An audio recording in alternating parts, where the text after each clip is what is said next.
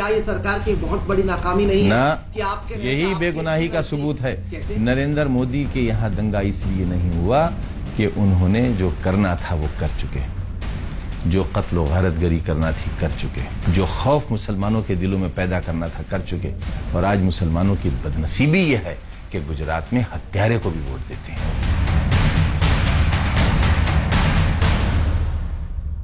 Election express पर आज हमारे खास मेहमान हैं उत्तर प्रदेश सरकार के कद्दावर नेता श्री आजम खान। स्वागत है सर आपका। हम उत्तर प्रदेश में जिस तरीके से ट्रैवल कर रहे हैं, जगह जगह हम देख रहे हैं कि चुनाव बहुत हद तक कम्युनलाइज और पोलराइज हो गया है।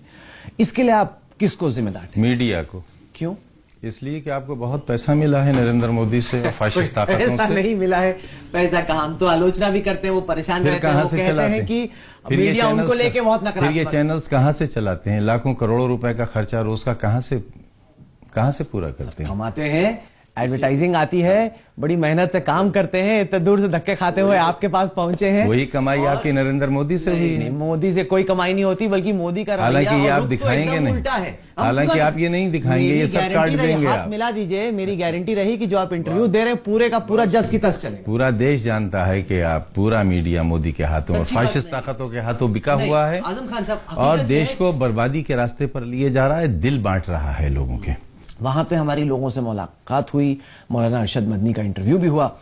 उसमें उन्होंने खौफ की एक स्थिति बताई कि मोदी अगर पीएम बन गया तो बड़ा बुरा होगा देश। यकीनन बुरा होगा। नहीं, लेकिन आप ना मानेंगे कि इस बार का जो इलेक्शन कैंपेन रहा है, नरेंद्र मोदी ने उसको विकास पर रखा है। कम्युनलिज्म हत्यारा अगर ये कहे कि मैं विकास करूंगा तो कैसे भरोसा कर लें?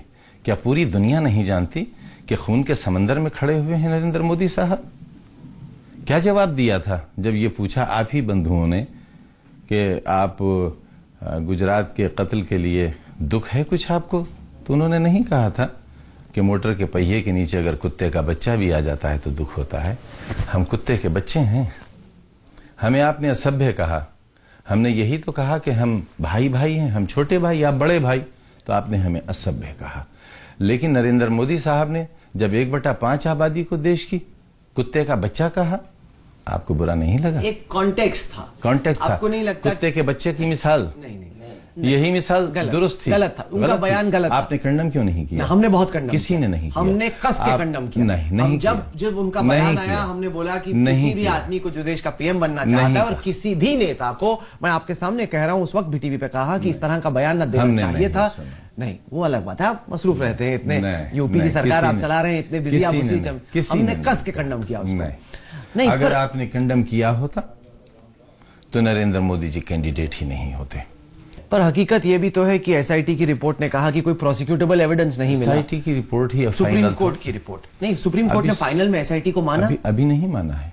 नहीं ना, बिल्किस बानो केस, जो एहसान जाफरी का केस, एक केस नहीं है, न जाने केस कई सारे हैं, लेकिन जो एहसान जाफरी का केस था उसमें तो माना नहीं। तो वो फाइनल नहीं है। क्या ये सच नहीं है कि ऐसी किताबें लिखी गई हैं, ऑटोबायोग्राफीज लिखी गई हैं जजेस की, कि हमने अपनी आंखों से हत्या होती देखी और हत्यारा भी देखा, और ये हत्यारा हमारी आंखों के सामने खड़ा है, लेकिन सबूत नहीं है, इसलिए हम इसे बाइज्जत बरी कर रहे हैं। और उसी के साथ जज ने रिजाइन कर दिया अपनी पोस्ट से।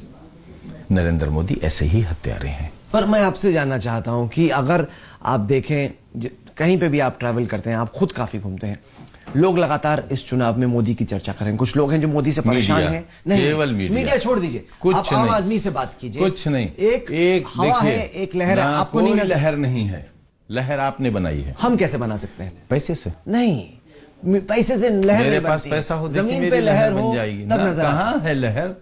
हमारे जैसे आदमी के लिए 8-8 घंटे लोग 8:30 बजे से लेकर 4:15 बजे तक इंतजार करते हैं, 1-1 लाख की भीड़। क्यों? इसलिए कि हम सच कह रहे हैं, हम लोगों की आवाज हैं, लोगों की जुबान है, उनका दिल है, उनकी धड़कन है। इस वक्त हमने कल पूछा जो आप बंधुओं से कि कहां थे आप, आपने सिर्फ हत्याएं दिखाई, हत्यारे क्यों नहीं दिखाए आपने? बलात्कार दिखाया, बलात्कारी क्यों नहीं दिखाया आपने? जो पार्टी हत्या करने वालों को टिकट देकर हीरो बना रही है, उसका राज होना चाहिए। दूसरे ये कि आज भी मेजर मेजॉरिटी तो हिंदू भाइयों की है, देश तो उन्हीं का है, हम तो अकलियत हैं यहां। एक हिंदू नरेंद्र मोदी, बाकी मुलायम सिंह यादव, शरद यादव, शरद पवार, नीतीश कुमार, ममता बनर्जी, फलां फलां, ये भी तो हिंदू हैं। एक तरफ सारे देश के हिंदू, एक तरफ एक फाशिस्ट हिंदू, देश किसके साथ जाएगा? पर आपकी सरकार उनका पैसा काम नहीं आएगा। पैसा छोड़िए। और देखिए, भारतीय जनता पार्टी तो अपना मुकदमा हार गई। इसलिए हार गई कि जिस दिन हिंदुस्तान के 2 राज्यों के चुनाव हो गए, वोट पड़ गए, उस दिन तो आपका घोषणा पत्र जारी हुआ। आप राष्ट्रीय पार्टी हैं ही कब? सर, आपकी राष्ट्रीय सोच है ही कब? आपका राष्ट्रीय स्तर है ही कब? देश का बादशाह बनने वाला आजम खां की भैंसों की फिक्र रखता है, ये उसका मेंटल कैलिबर है। रामपुर को बिजली कितनी मिलती है इसकी फिक्र, इसलिए कि ये मुस्लिम बस्ती है। मेरे यहां बिजली अगर 2 घंटे ज्यादा मिली तो नरेंद्र मोदी साहब को इसका दुख है। मेरी भैंसें मिल गईं, ये दुख है कि आजम खां भैंस का मालिक क्यों था। नहीं, पर ये बताइए, आजम खां भैंस चराने वाला क्यों नहीं है? यही हमने पूछा है लोगों से, भैंस चराने वाले बनना चाहते हो या भैंस के मालिक बनना चाहते हो? सर, पर ये बताइए, जब आपकी भैंसें गायब हो गई, आपने रामपुर की पुलिस को उसके पीछे लगा दिया। इतनी यहां पे कानून व्यवस्था की प्रॉब्लम है, देश भर में चर्चा हुई। यहां पूरे देश को बताइए ये कि मिनिमम क्राइम अगर कहीं है तो रामपुर में, 100% अगर कहीं क्राइम कंट्रोल है तो रामपुर में।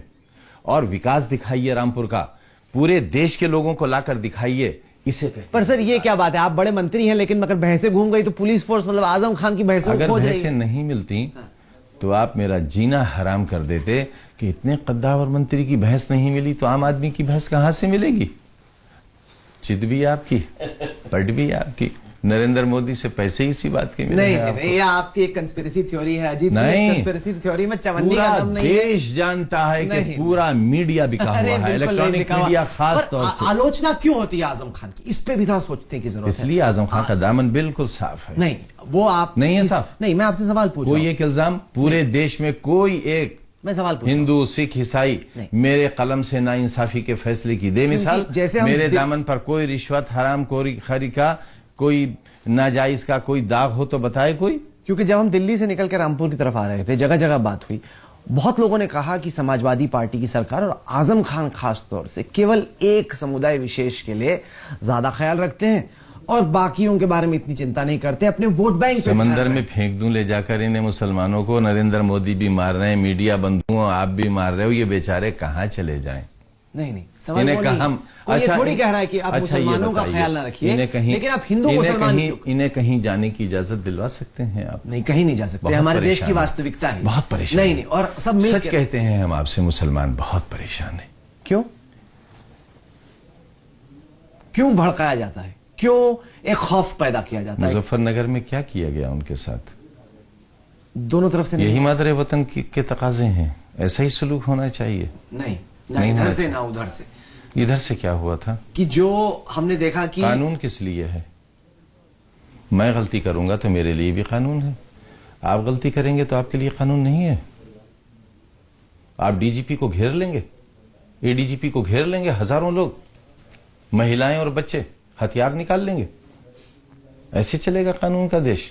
पर जैसे मोदी पर देश के बादशाह के हथियारों की माफी, भुल्लर की माफी नहीं, पर और जिसके खिलाफ कोई सबूत नहीं उसको फांसी नहीं। पर जैसे मोदी कहते हैं कि 12 साल से गुजरात में दंगा नहीं हुआ, आप लोग क्यों नहीं रोक पाए मुजफ्फरनगर के दंगों को? क्या ये सरकार की बहुत बड़ी नाकामी नहीं है कि आपके यही बेगुनाही का सबूत है? कैसे? नरेंद्र मोदी के यहां दंगा इसलिए नहीं हुआ कि उन्होंने जो करना था वो कर चुके, जो कत्ल व गारतगरी करना थी कर चुके, जो खौफ मुसलमानों के दिलों में पैदा करना था कर चुके। और आज मुसलमानों की बदनसीबी यह है कि गुजरात में हत्यारे को भी वोट देते हैं वो। क्योंकि क्या करें, नहीं वोट देंगे तो मारे जाएंगे, बहन बेटियों की इज्जतें नहीं बचेंगी, बच्चे तेजाब में गलाए जाएंगे। पर यह भी तो हकीकत है गुजरात की कि पहले 2002 से पहले हर साल में दंगा हुआ करता था। कुछ ना कुछ तो उपलब्धि है ये कि 2002 के बाद एक भी दंगा नहीं हुआ आजम खान साहब। ये बहुत अच्छी बात है कि इतने बड़े दंगे के बाद कोई दंगा नहीं हुआ, दहशत ज़दा कर दिया गया मुसलमानों को। असम में दंगे हुए, उत्तर प्रदेश में दंगे हुए, महाराष्ट्र में दंगे हुए, सेक्युलर गवर्नमेंट के रहते दंगे हुए। मुसलमान लड़े, मुसलमान से हिंदू लड़े, ये दो व्यक्तियों का झगड़ा है। लेकिन कोई सरकार दंगा कराए, इससे ज्यादा अफसोसनाक। आप भी तो नहीं रोक पाए दंगों को, आपकी पुलिस क्यों नहीं रोक पाई? दंगा रोक पाना अलग, दंगा कराना